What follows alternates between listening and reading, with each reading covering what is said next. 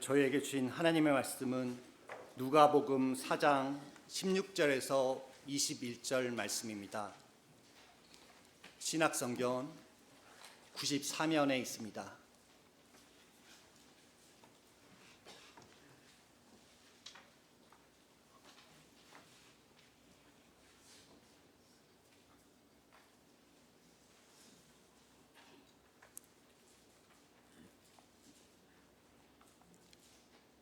예수께서 그 자라나신 곳 나사렛에 이르사 안식일에 늘 하시던 대로 회당에 들어가사 성경을 읽으려고 서심해 선지자 이사야의 글을 들이거늘 책을 펴서 이렇게 기록된 데를 찾으시니 곧 주의 성령이 내가 임하셨으니 이는 가난한 자에게 복음을 전하게 하시려고 내게 기름을 부으시고 나를 보내사 포로된 자들에게 자유를 눈먼 자에게 다시 보게 함을 전파하며 눌린 자를 자유롭게 하고 주의 은혜의 해를 전파하게 하려 하심이라 하였더라. 책을 덮고 그 맡은 자에게 주시고 앉으시니 회당에 있는 자들이 다 주목하여 보더라. 이에 예수께서 그들에게 말씀하시되 이 글이 오늘 너희 귀에 응하였느니라 하시니 아멘. 오늘 본문을 주로 다루진 않았지만 본문은 올해 들어서 한 두어 번 말씀드린 적이 있습니다. 그중 한 번은 필사책 소개하면서였습니다. 성경은 하나님의 말씀입니다. 그래서 모든 성경은 하나님의 감동으로 되었고 그래서 교훈과 책망과 바르게 함과 의로 교육하기에 유익합니다. 그럴 때 성경에서 중요하지 않은 구절은 하나도 없습니다. 그러나 성경을 이해하는 데 분명 키가 되는 구절들이 있습니다. 이렇게 이야기하면서 제가 예를 들었습니다. 요즘 지방선거를 앞두고 여론조사 전화 많이 오지 않습니까? 아직 공식적으로 선거운동이 시작되진 않았지만 출판 기념회를 통해서 자신을 알리고 또 지지자를 모으고 또 다양한 방법으로 공약을 밝힙니다. 근데 예수님도 그러셨습니다. 그래서 공생애를 시작하시면서 예수님의 관심이 무엇이고 또 앞으로 어떤 일 하실지를 말씀하셨는데 이걸 마가복음과 마태복음에서 어떻게 기록하였는가 한번 보시면요. 마가복음 1장 14절과 15절의 말씀입니다. 요한이 잡힌 후 예수께서 갈릴리에 오셔서 하나님의 복음을 전파하여 이르시되 때가 찼고 하나님의 나라가 가까이 왔으니 회개하고 복음을 믿으라 하시더라. 그러니까 하나님의 나라가 가까이 왔으니 회개하라, 돌이켜라, 하나님의 나라에 합당하게 살아가라 하는 것입니다. 마태복음 4장 17절도 그렇습니다. 이때부터 예수께서 비로소 전파하여 이르시되 회개하라, 천국이 가까이 왔느니라 하시더라. 그러니까 지금 이때가 언제냐면 예수님이 광야에서 시험을 받으신 직후입니다. 그리고 그때부터 예수님이 비로소 전파하여 말씀하시는데 뭐라고 전파하는가? 앞에 말씀과 똑같죠. 천국이 가까이 왔다 합니다. 그러니까 천국은 하나님이 계시다고 여겨지는 하늘 나라입니다. 그래서 하나님의 나라와 같은 의미예요. 그 나라가 가까이 왔으니 회개하라 하는 것입니다. 이 말씀이 공약이라면 이후의 말씀은 그 공약을 이루어가는, 공약을 이행하는 이야기입니다. 그래서 예수님은 비유를 통해서 하나님의 나라를 설명하셨고 또 여러 기적과 이적을 통해서 예수님이 오심으로 이미 이루어진 그 하나님의 나라를 보이셨습니다. 또 산상수훈을 통해서 하나님의 나라를 살아가는 것이 무엇인지를 알려주셨고 또 부활 후 40일 동안 제자들에게 나타나시면서 하나님의 일을 말씀하셨습니다. 그래서 이 앞에 두 구절은요, 그 이후의 말씀과 사역을 이해하는 데 기준이 되는 말씀이에요. 그래서 제가 필사하고 묵상하면서 가능하면 암송하면 좋겠다라고 말씀드렸던 까닭이기도 합니다. 그런데 누가복음의 주제 역시 하나님의 나라입니다. 그런데 누가복음의 시작은요, 누가복음에서 예수님의 공생의 시작은 조금 다릅니다. 앞에서 마태나 마가처럼 하나님의 나라를 직접적으로 언급하는 대신에 하나님이 예수님을 보내신 까닭, 그래서 앞으로 예수님이 어떤 일을 하실지를 알려주고 있습니다. 그래서 본문은 예수님이 자라신 곳 나사렛 회당에서의 일입니다. 근데 마태와 마가도 예수님이 나사렛 회당에서 가르치셨던 일들을 기록하고 있습니다. 근데 어디냐? 마태복음 13장이고 마가복음 6장에서입니다. 그런데 그때는 공생의 시작이 아니라 중간입니다. 앞에서 공생이 시작된 말씀이요, 마태복음 4장 17절이었습니다. 마가복음은요 1장 14절 15절이었습니다. 근데 지금 마태복음 13장이에요. 또 마가복음 6장에 그렇게 기록하였습니다. 그러니까 지금 마태나 마가는 예수님이 갈릴리와 가버나움에서 한참 동안 사역하시다가 나사렛에 잠깐 들렸을 때 그때의 일을 이렇게 기록하고 있다라는 거예요.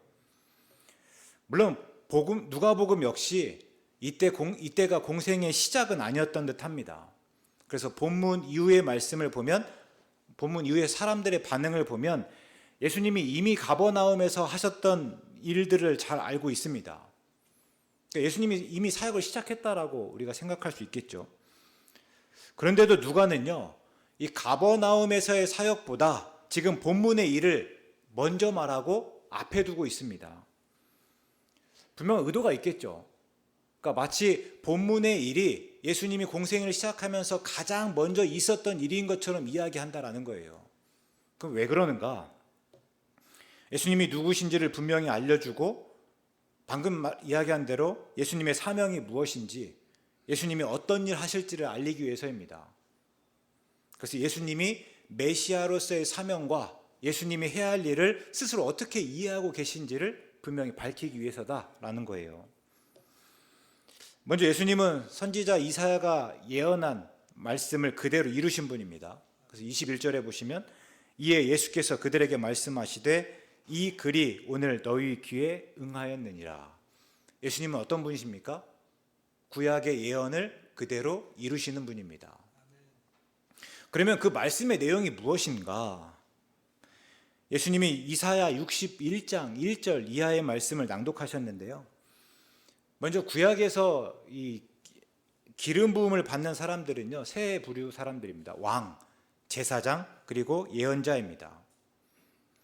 그럴 때 주의 영으로 기름 부음을 받았다 하는 것은 하나님으로부터 어떤 임무를 부여받았다라는 거예요. 그러니까 예수님이 하나님으로부터 지금 어떤 임무를 받으신 거예요. 그럼 그 임무가 무엇인가? 가난한 자에게 복음을 전하는 일이고, 사로잡힌 자를 풀어주고, 눈먼 자를 다시 보게 하고, 눌린 자를 자유롭게 하는 일입니다. 그리고 하나님의 은혜로 그들이 받아들여졌다 하는 것을 전파하는 일이에요. 이런 일을 예수님께서 내가 해야 할 일로, 앞으로 내가 해야 할 일로 받아들였다라는 것입니다. 그럼 그럴 때 우리가 두 가지 물음에 답해야 되는데요. 첫 번째는 우리는 가난한 자인가입니다. 본문에서 지금 예수님께서 복음을 전하시고 구원하실 대상이 누구인가 보니까요, 가난한 자, 사로잡힌 자, 눈먼 자, 눌린 자, 소위 사회적 약자들입니다. 그냥 편의상 모두를 제가 가난한 자라고 통칭하겠습니다. 그럴 때 하나님은 이 가난한 자를 위해서 예수님에게 기름을 부으셨습니다. 그리고 예수님은 가난한 자에게 복음을 전하시고 또 그들을 자유롭게 해야 합니다. 이것이 예수님께서 하셔야 될 일이에요.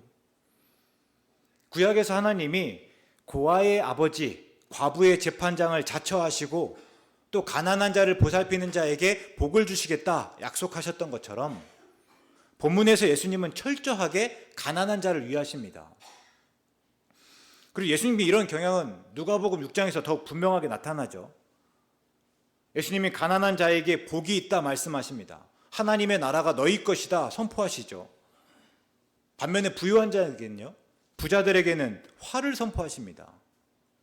그러니까 예수님의 관심이 누구에게 있는지 분명히 보여주는 대목이에요. 그럴 때 구원받고 우리가 하나님의 나라에 속하기 위해서는 가난한 자여야 됩니다. 하나님도 예수님도 가난한 자만 말씀하고 계시기 때문입니다. 물론 지금 예수님께서 가난한 자를 편애하시는 것은 아니에요. 예수님은 가난한 자를 위해서만 우리와 같이 되시고 또 그들의 죄를 위해서만 십자가에 달려 죽으신 것이 아닙니다. 부자를 차별하시며 부자들을 구원해서 제외하신 것도 아니에요. 디모데 2장에서 바울이 분명히 이야기하고 있지 않습니까? 4절부터 6절 보시면요, 하나님은 모든 사람이 구원을 받으며 진리에 아는 데 이르기를 원한다 합니다. 그러니까 모든 사람이 구원받으면 좋겠다 말씀하시는 거예요. 그래서 예수님이 모든 사람을 위하여 자기를 대속물로 주셨습니다. 그러니까 하나님도 예수님도 모든 사람이 구원받기 원하였고 모든 사람을 위한 대속물로 주셨다라는 거예요. 그런데 예수님께서 왜 가난한 자만 구원하시는 것처럼 말씀하시는가? 가난한 자만 예수님의 복음에 반응하기 때문입니다. 부자는 권력을 가지고 배부르다는 이유로 복음에 둔감할 수밖에 없습니다. 예수님이 보리떡 5개와 물고기 2마리로 나누어 주시는 그 보리떡과 물고기가 그렇게 아쉽지 않아요. 하나님께 구하지 않아도 내가 할 수 있는 수가 많고요, 또 쓸 카드가 많습니다. 반면에 가난한 자들은 어떤가? 제가 6월 첫 번째 주 설교에서 말씀드렸는데요, 이때 가난은 그냥 절대적입니다. 그러니까 재산이 적은 것이 아니라 그냥 재산이 아예 없는 그런 상태예요. 좀 속된 말로 이야기해 보면 비빌 언덕이 없습니다. 그래서 교부 터툴리안이 가난한 자는 복이 있다 하는 말씀을 어떻게 해석했다고요? 거지들은 복이 있다. 가난한 자는 거지와 같은, 아무것도 없고 아무것도 가진 것이 없는 그런 사람들입니다. 그래서 가난한 자는 이 거지의 심정으로 하나님의 도우심을 갈망합니다. 하나님을 의지하고 그래서 복음을 전적으로 수용합니다. 결국 모든 사람에게 복음이 전파되지만 가난한 자만 귀 있는 자가 되어 그 복음을 듣고 그들이 구원을 받습니다. 그러니까 예수님이 가난한 자를 편애하고 부자를 차별하신 것이 아니에요. 정반대죠. 가난한 자가 예수님을 편애하고 부자가 예수님을 차별한 겁니다. 그럼 그럴 때 우리가 묻지 않을 수 없습니다. 그럼 우리는 예수님의 복음을 듣고 반응할 만큼 충분히 가난한가? 다시요. 가난한 자만 예수님의 복음을 듣고 반응하고 구원을 얻는다 했잖아요. 그럼 오늘 우리는 정말 가난한가? 이 물음이에요. 그래야만 예수님의 오심과 특히 예수님이 이루신 구원과 우리가 관련을 맺지 않겠습니까? 누가복음에서 가난은 경제적 궁핍 그 자체입니다. 특별히 누가복음 16장에서 예수님께서 거지 나사로의 비유를 말씀하시잖아요. 그때 거지의 상황이 어떤가 보니까 부자의 상에서 떨어진 어떤 것을 먹기 위해서 개와 경쟁해야 됩니다. 상황 이해 가신가요? 집에서 개를 키우시는 분들 한번 보시면 항상 이렇게 밥 먹으면 그 식탁 밑에 거하잖아요. 어떻게든지 간에 주인이 떨어뜨리는 뭔가를 먹기 위해서. 근데 지금 거지 나사로의 모습이 어땠다고요? 부자가 뭔가 떨어뜨리는 것을 먹기 위해서 그 자리에 머물다 보니까 지금 누구랑 경쟁하고 있습니까? 개와 경쟁하는 거예요. 그만큼 먹고 마실 게 없는 상태, 그게 거지인데요.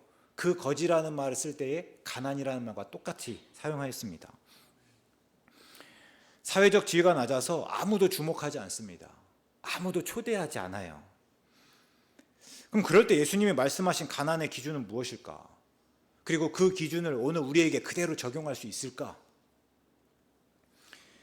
단순히 경제적 궁핍 여부로 가난한지를 따진다면, 특별히 예수님 시대의 기준을 그대로 적용한다면, 제 개인적으로 생각할 때 오늘 우리는 대부분 다 부자입니다.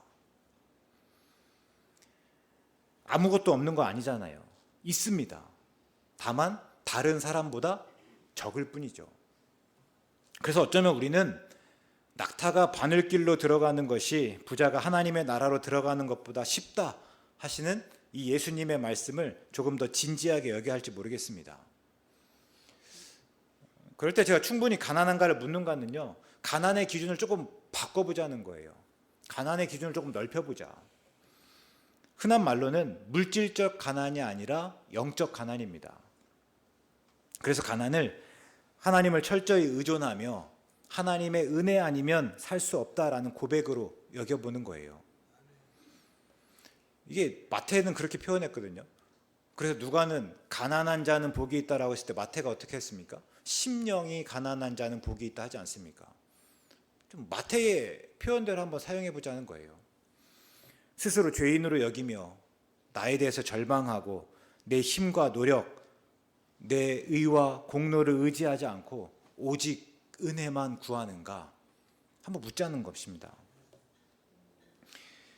엊그제 현대차그룹이 이제 새만금의 9조 원을 투자해서 최초로 로봇 제조 공장을 설립하고 그다음에 인공지능 데이터 센터를 구축하기로 했습니다. 제가 그 모습을 보면서 얼마 전까지 그냥 SF 영화에서나 볼 법한 일들이 실제로 이루어진다라고 생각했습니다. 이제는 로봇을 시켜서 생산하고 사람들은요 로봇이 생산한 어떤 상품을 소비하기만 하면 되는 그런 시대가 옵니다. 물론 여전히 분배의 문제가 남아 있어요. 그 많은 것들을 생산하고 또 잉여되는 것들을 어떻게 나눠 가질 것인가, 이런 문제가 남아 있고 거기에 따라서 빈부의 격차가 또 커질 수도 있습니다. 근데 분명한 것은 그때가 되면 이제는 사람이 하나님 노릇을 할 수 있다라는 겁니다. 예전에 우주여행이라고 하면 상상 속의 일이었습니다. 그런데 이미 실현되고 있잖아요. 또 이제 수명이 120세, 150세로 늘어나는 것이 절대 허황하지 않습니다. 그런데 우리는 결코 하나님이 아닙니다. 그냥 하나님의 지으심을 받은 하나님이 지으신 피조물에 불과합니다. 예나 지금이나 앞으로도 우리는 결국 피조물이다라는 거예요. 우리 아담의 이야기 살펴보았잖아요. 하나님 노릇하다가 반드시 죽게 되었고 하나님 앞에서 숨어 두려울 수밖에 없는 존재가 되었습니다. 창세기 3장에서 하나님께서 말씀하십니다. 너는 흙이니 흙으로 돌아갈 것이라. 그리고 이 말씀 따라서 우리는 지금도 한 번 죽는 것은 사람에게 정하여진 일로 알고 있고 그것을 거스를 수가 없습니다. 많은 수를 가지고 있는 듯하지만 여전히 예수님 믿는 것 외에는 다른 방법으로 구원을 받을 수 없는 철저히 예수님의 은혜에 기댈 수밖에 없습니다. 그래서 범사에 하나님을 인정하고 예수님을 우리의 주로 고백하고 있는가? 이게 우리가 가난한가에 대한 물음입니다. 그때 비로소 본문의 말씀이 오늘 우리 귀에까지 응하기 때문이에요. 이 첫 번째 물음이 나는 가난한 자였는가 한다면 두 번째 물음은요, 누가 가난한 자인가입니다. 우리가 새벽에 요한복음 말씀 보고 있지만 예수님께서 계속해서 반복해서 하시는 말씀이 무엇인가 하면 예수님은 철저하게 하나님의 뜻에 순종한다라는 거예요. 그리고 그 하나님의 뜻을 행한다는 것입니다. 그럼 그럴 때 본문에서 그 뜻이 무엇인가? 그러니까 하나님의 뜻이 무엇인가? 가난한 자에게 복음을 전하고 그들을 해방시키고 그들에게 은혜를 베푸는 일입니다. 예수님께서 그 일을 내가 해야 할 일로 여기시고 그대로 행하셨습니다. 그렇다면 예수님을 머리로 하고 예수님의 몸된 교회가 마땅히 그 일을 똑같이 해야 되지 않겠습니까? 예수님을 주로 고백하고 예수님을 따르는 우리가 또 그대로 해야 하지 않겠는가 하는 것입니다. 그게 맞잖아요. 하나님의 뜻을 예수님께서 그대로 행하셨습니다. 오늘 교회는요, 그 머리 되신 예수님으로부터의 그 모든 뜻과 의도에 따라서 행하는 것이에요. 또 우리는요, 그 예수님을 따라가는 사람들입니다. 그럴 때 우리도 그 하나님의 뜻대로 행해야 된다라는 거예요. 그럼 예수님이 그래서 가난한 자를 위해 복음을 전하시고 가난한 자들을 자유롭게 하셨다면 오늘 우리는 누구에게 복음을 전해야 되고 또 누구에게 자유를 선포해야 되는가 하는 것입니다. 앞에서 가난의 기준을 넓혔지만 가난한 자는 물론 여전히 절대적으로 가난하고 살림살이가 넉넉하지 못한 사람입니다. 오늘날은 이제 다이어트가 마치 숙제처럼 여겨지지만 여전히 세계적으로는 굶어 죽는 사람이 연간 8억 명이 넘습니다. 또 그만큼은 아니지만 오늘 우리 주위에도 여러 가지 이유로 먹고 사는 일 자체가 어려운 사람들이 많습니다. 우리는 1차적으로 늘 그들에게 관심을 가져야 됩니다. 그냥 관심을 가질 뿐만 아니라 찾아내야 되고요. 그때마다 우리가 도와야 합니다. 근데 다시 조금만 그 기준을 넓혀보면 가난한 사람은 어떤 사람인가? 의존할 게 없는 사람이잖아요. 그래서 오직 은혜만 구하는 사람. 다양한 이유일 수 있습니다. 흔히 고독사라고 하는데 주위에 아무도 없는 상태에서 혼자 죽는 것입니다. 그러니까 말 그대로 고독하게 죽는 것이에요. 그럼 그런 분들에게 가난은 무엇일까요? 그런 분들에게도 여전히 가난은 경제적인 문제만일까요? 한석규 씨가 나오는 드라마였는데요. 제가 지나다 봐서 제목은 잘 모르겠습니다. 근데 옥상에서 누군가가 자살하려고 몸에 기름을 붓고 이렇게 불을 붙이겠다고 이렇게 소리치고 있었습니다. 그러다 보니까 아래에는 경찰이 와 있고 소방차가 대기하고 있고 또 수많은 사람들이 지켜보고 있었습니다. 근데 한석규 씨가 그냥 옥상에 올라가더니 그 사람에게 말을 걸더라고요. 어차피 네가 불 붙이고 땅에 떨어지면 소방대원이 너 살릴 거다. 그러면 또 당신만 힘들다. 근데 지금도 충분히 힘든데 왜 그런 힘든 상황을 만들려고 하냐? 라고 이야기하고 또 몇 마디 말들을 더 건넵니다. 그러면서 가지고 있던 초코우유를 줍니다. 밤새 제대로 못 먹고 속 쓰릴 텐데 이 초코우유 마시라는 거예요. 이제 그러고 나서 조금 있다가 장면이 바뀌고 그 사람이 이제 경찰과 함께 가는 모습입니다. 근데 그 사람이 한석규 씨를 돌아보면서 하는 이야기가 초코우유 고맙습니다. 이런 이야기예요. 근데 좀 극단적일 수 있지만 실제로 이런 류의 이야기가 많지 않습니까? 스스로 목숨을 끊고자 하는 찰나에 누군가가 위로하고 또 끈질긴 노력으로 그 마음을 바꾼 사람들의 이야기들입니다. 그러고 보면 사람들이 스스로 목숨을 끊는 까닭은 경제적 이유가 아니라 주위에 사람이 없어서예요. 특히 그 사람에게 말을 걸고 초코우유를 건네주고 그 사람을 위로하고 그 사람을 말리는 사람이 없어서, 그래서 누군가가 목숨을 끊는다라는 거예요. 한번 예수님을 보시면요, 예수님은 언제나 하나님의 아들 그리스도 이전에 사람으로 있었습니다. 그러니까 예수님이 누군가를 만나고 누군가가 대화하는 것이 하나님의 아들 그리스도이시기 전에 그냥 사람 예수로서 그들을 만나고 그들과 이야기했다 하는 거예요. 요한복음 4장에서 예수님이 사마리아를 지날 때입니다. 제자들이 먹을 것을 사러 다 동네로 들어가고 예수님 혼자 우물 곁에 계시다가 이제 물을 기르러 온 사마리아 여자를 만났습니다. 그 여자는요, 뭔가 사연이 많은 여자예요. 그러다 보니까 이제 너무 덥고 사람들이 밖에 다니지 않는 한낮에 물을 기르러 올 수밖에 없었습니다. 또 나중에 예수님의 말씀을 들으니까 이전에 남편이 5이나 됐대요. 그리고 지금도 누군가와 함께 살고 있는데 또 그 사람은 남편은 아니래요. 어쩌면 그래서 사람들이 상종하지 않았고 혹은 그 여자가 사람들을 피하였을 수도 있습니다. 그런데 예수님이 물을 달라면서 그 여자에게 말을 걸었습니다. 그때 여자가 놀라며 되묻습니다.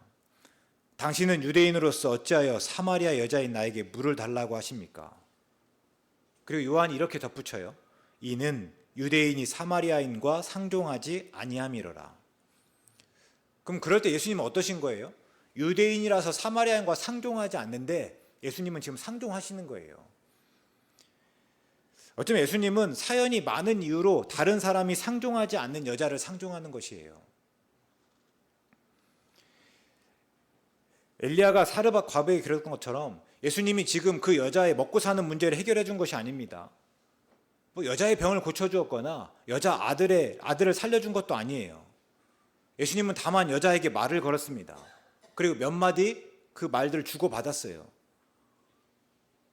그리고 그 과정에서 예수님을 그리스도로 알려줬을 뿐입니다. 그런데 여자가 달라졌습니다. 지금까지는 사람들을 피해서 한낮에 물을 길러왔다면 이제는 사람 동네로 들어가고 사람들에게 나아갔습니다. 그럴 때 가난한 자는요, 특별한 누군가가 아닙니다. 다만 우리가 관심을 가지고 말을 건네줘야 되는 그런 사람입니다.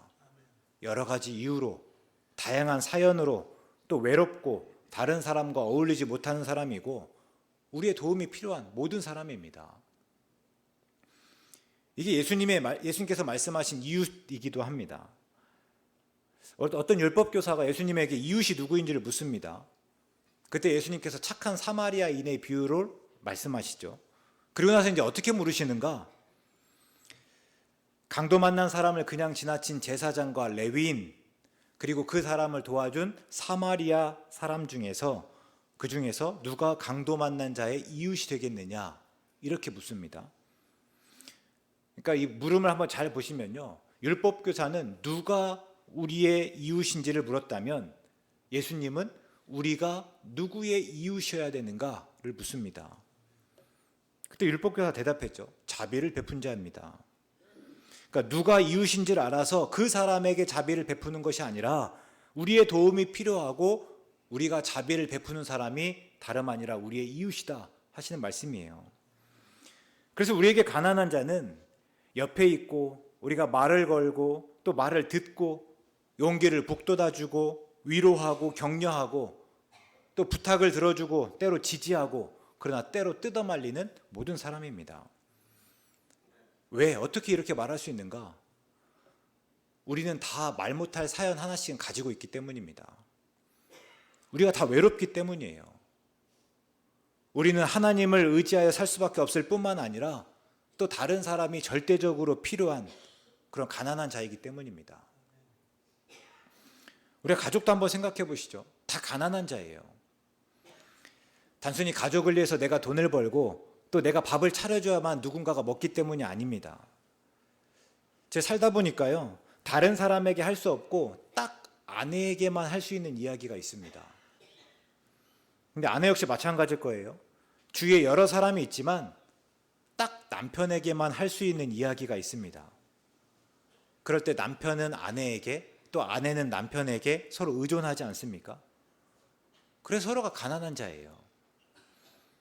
같은 이유로 자녀들이 그러지 않습니까? 엄마 아빠에게 절대적으로 의존하고 있습니다. 그래서 가난한 자입니다. 근데 이게 가족 안에서만이 아닙니다.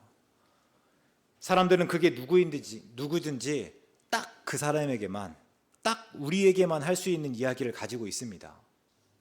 반대로 우리에게만 들을 수 있는 이야기가 있습니다. 딱 그 사람만, 딱 우리만 채워줄 수 있는 빈자리가 있고 또 외로움이 있습니다. 올해 교제위원회가 모였을 때 참 귀한 결정을 하셨습니다. 환우를 돌보기로 하신 거예요. 그러니까 교제가 무엇인가 라고 했을 때 모두가 다 건강해서 그럴만해서 교회에 나오고 혹은 교회 밖에서 모여서 함께 먹고 마시고 그냥 나누는 것만이 아니라 아파서 어려움을 겪고 있는 성도들을 찾아가고 그들에게 안부를 묻고 또 그들을 위로하는 것까지여야 한다. 그분들이 누운 병상에서도 교제가 이루어져야 한다라고 생각하신 거예요. 그리고 교제위원장 장로님과 부장 집사님이 이제 그 일을 시작하셨습니다. 제가 그 얘기를 들으면서 참 오지랖도 넓다라고 생각했습니다. 그런데 이 안에 정말 그 생각에 그 마음에 감동 있는 거예요. 우리가 흔히 생각하는 거, 이 자리에 모여서 교제한다 생각했는데요, 이 자리에 모이지 못하는 분들에게도 찾아가서 그 자리에서도 교제가 이루어져야 된다 라고 여기시고 그 자리까지 찾아가시는 거예요. 근데 이거야말로 우리가 예수님을 따르는 일 아니겠습니까? 이거야말로 누가 가난한 자이고 또 우리가 누구에게 관심을 가지고 도와야 되는지를 정확히 아는 일 아니겠는가 생각해 보는 거예요. 예수님은 가난한 자를 부자로 만들어서 하나님의 나라를 이루겠다라는 공약을 내걸지 않았습니다. 그러니까 구제하고 자선을 하나님의 나라를 이루기 위한 수단으로 여기지 않았습니다.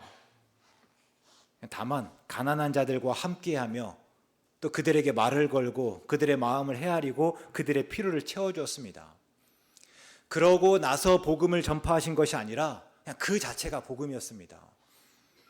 가난한 자들과 함께하고 가난한 자들에게 말을 걸고 그들의 마음을 헤아리고 그들의 필요를 채워주는 그 자체가 복음이었다 하는 거예요.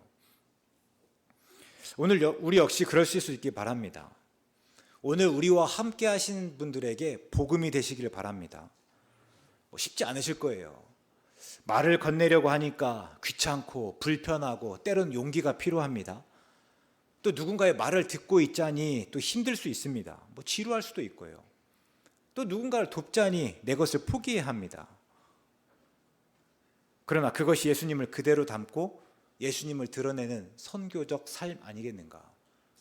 예수님을 따라 그대로 살아가면서 예수님을 가리키는 것이 다름 아니라 선교적 삶 아니겠습니까? 그래서 그럼에도 불구하고 기쁨으로 그 선교적 삶을 살아가는 우리 모두 되실 수 있기를 주의 이름으로 축원합니다. 사랑하는 하나님, 예수님이 공생애를 시작하시며 첫 번째 하신 말씀을 들었습니다. 예수님이 하시고자 하셨던 일과 오늘 우리의 삶을 비교하고 하나님께 온전히 의지하며 살아가며 다른 사람에게 말을 건네고 듣고 다른 사람을 이해하고 존중하며 다른 사람에게 친절을 베품으로 선교적 삶을 살아가기로 다짐합니다. 우리의 다짐을 굳게 하시고 이루어갈 힘을 주시옵소서. 예수님의 이름으로 기도드립니다. 아멘.